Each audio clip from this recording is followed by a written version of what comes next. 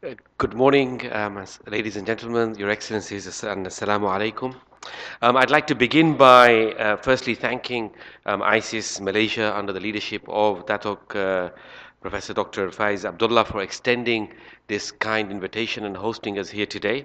Likewise, I'd also like to extend a sense of huge gratitude to Ms. Nurul Izza for helping support and facilitate these discussions and events. I must say, when I was boarding the flight from London to Turkey to catch the flight to come to Malaysia, I was on the phone finalizing some of the last elements of this program, and I was mentioning ISIS on the phone at the border. The border officer looked at me and I said, ISIS Malaysia is an institute for strategic international studies. It has nothing to do with the ISIS that you are thinking of. So the stare got me thinking as to why the immigration officer was looking at me. Um, we at the Sycamore Foundation, which is working for this, working closely with several institutions globally, focus on applied and effective leadership, ethical and effective leadership. Our contention or hypothesis is that leadership in the world is seen in two categories, so can be divided into two categories.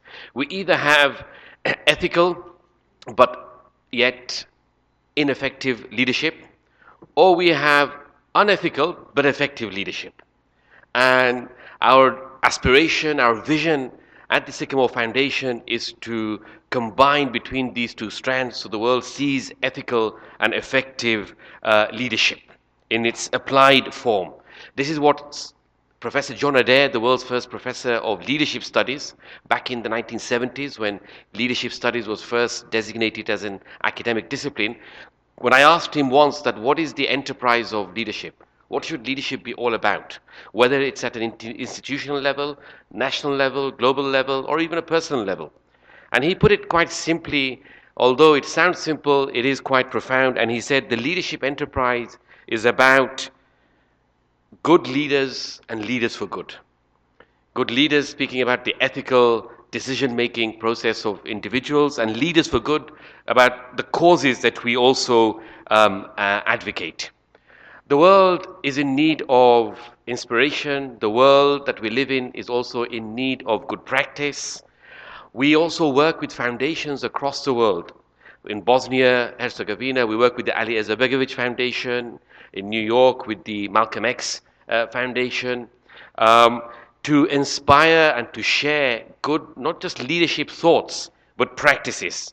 And in this context, our discussion on Turkey and the leadership role that Turkey is playing in the world today, and how it came about to play this role, is the subject matter of our discussion today. We are witnessing a moment where perhaps when we look at the term, a stable global order, it appears to be quite distant. Across multiple spaces, as we've just heard from Professor Faiz Abdullah, that we see instability, whether it's in Ukraine, the genocide in Gaza, now the attacks in the Middle East, in southern Lebanon, on Iran, and the unfolding uncertainty that we see. But what we are witnessing is not a series of isolated crises, but a broader pattern, a fragmentation of norms, a fragmentation of international law, a decline in ethical decision making, a decline in institutional trust. And it's not merely a transition in power. Ultimately, this is a test of leadership, both at national, global, and systemic levels. And it's in this context that Turkey occupies a uniquely important and consequential status or position. Turkey straddles between different regions, strategic partners, operating simultaneously between or within Western alliances as well as non-Western partnerships. I was just recently at the Antalya diplomacy forums. In many think tank forums held across the world, it is heavily Western-centric, Eurocentric. But Antalya Diplomacy Forum was one of those where you would meet people from the Balkans, from Africa, from Latin America, from the global south, at a, sitting with global policymakers, leaders, heads of states and nation. And this we see under the leadership of Turkey's president, Recep Tayyip Erdogan, that this vision for his nation to become a credible, ethical, effective power in the global space. Turkey's approach has not always aligned neatly with existing bodies and existing norms, existing systems.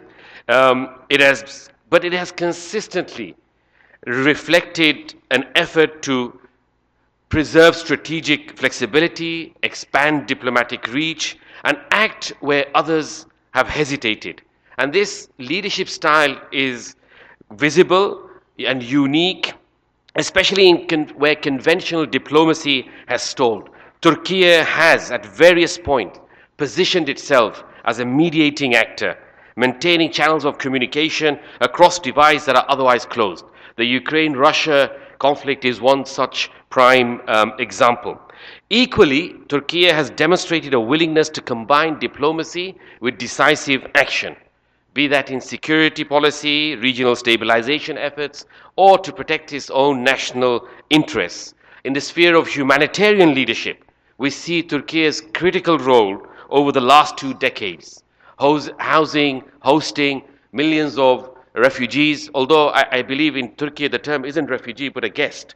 Right? I think the term that the Turkish policymakers use is not refugees but guests that have been welcomed, specifically our Syrian brothers and sisters in the millions, despite national sensitivities, despite the rise of far-right sentiments, especially in the latest elections that we saw. But Turkey stood firm under its dynamic leadership to support just causes, intervening in the global diplomatic space on behalf of the voiceless.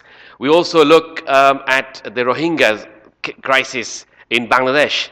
I had the pleasure and privilege of honoring His Excellency Bilal Erdogan on the first day of Ramadan to break fast and to have iftar with our Rohingya brothers and sisters in Cox's Bazar in Bangladesh. Again, Turkey is one of the few countries still highlighting the plight of the Rohingyas and extending aid and extending support.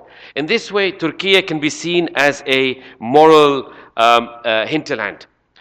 We stand here today and we sit here today looking for inspiration, looking for examples. It is our contention that from Turkey, or in the legacy of modern day Turkey under its leadership, whether it's countries like Malaysia or whether it's countries across the Muslim world in the Middle East or Asia, Southeast Asia, there is much to learn from the experience of Turkey. We hope that this session is meaningful, that there is a discussion, insights. I am told that this is off the record, or you operate a sort of a Chatham House rule in this context. So we hope that you're open, frank, ask questions, challenge, be critical. And I hope also the same of our guest speaker, His Excellency